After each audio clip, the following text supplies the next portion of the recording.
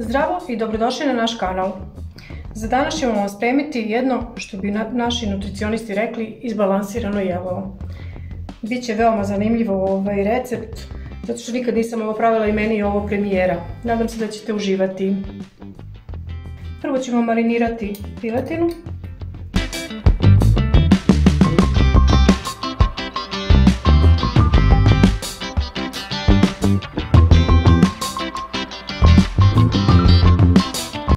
U marinadu ide po kašičice soli, kašičica bibera, kašičica aleve paprike i kašičica ovog začina za piletinu. Mislim da tu ide kari i tako neka egzotična biljčica. I ide 2 kašike maslinovog ulja, koje naravno nisam pripremila, pa sad moram da idem po njega. I evo ga maslinovo ulje. Ja to otprilike odokativno 2 kašike. Tako. Sad ćemo to sve lepo da promešamo, da poklopimo i da ostavimo jedno 15 minuta. A za to vreme ćemo spremiti kupus.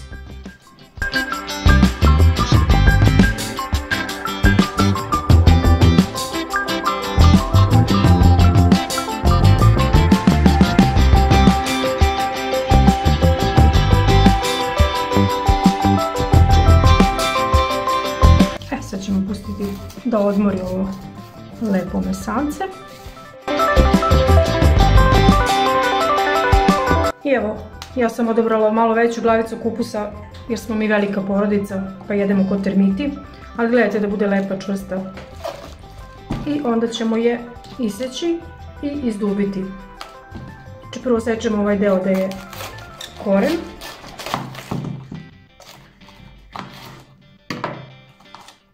A nakon toga ćemo polako da dubimo, da nam se ne raspadne.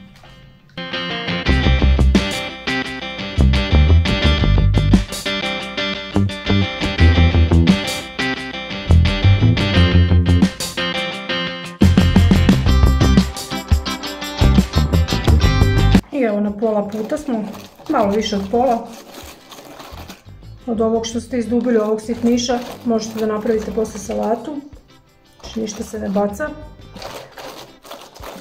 Samo vodite računa kad se budete približavali dnu dole da ne preterate i ne probijete, jer ova glavica kupusa treba da vam služi kao šerpa. Tako, sad ćemo ovo da privedemo kraju. I evo, nakon što smo napravili našu šerpu od kupusa, sad ćemo ostatak namirnica da dodajemo. Prvo dodajemo oprani pirinač, otprilike oko 200 grama pirinča. To je jedna šolja. Što bi babe rekle, oprana u 9 voda. To lepo rasporedimo po dnu.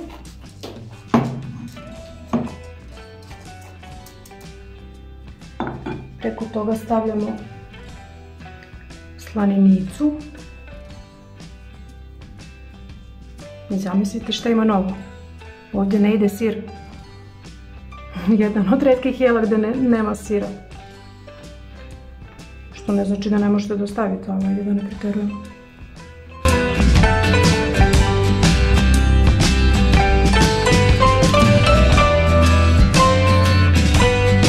Malo pešenog lista, sveže seckanog.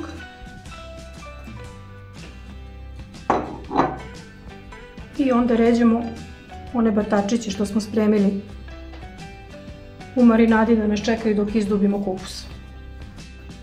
I sad pokušavamo da naguramo batačiće. Ovo nisu batačiće, ovo su bataci, boga mi.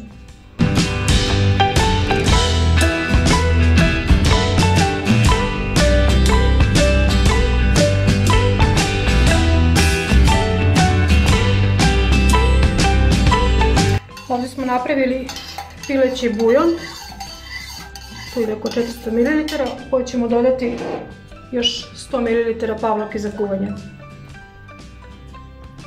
To sve lepo promešamo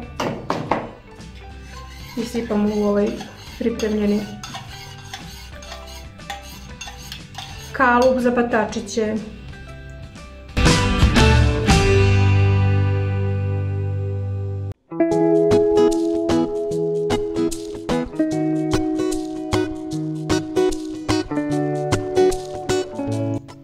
sad ići u rernu, otprilike sat vremena na 200 stepeni.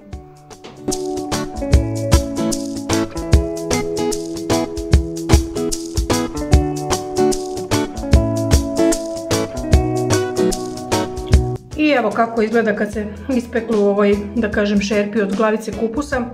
Samo jedna mala ispravka, znači trebalo je malo više od sat vremena, sat i 45, boga mi, zato što je glavica bila malo veća nego što sam ja mislila, pa je trajalo malo duže.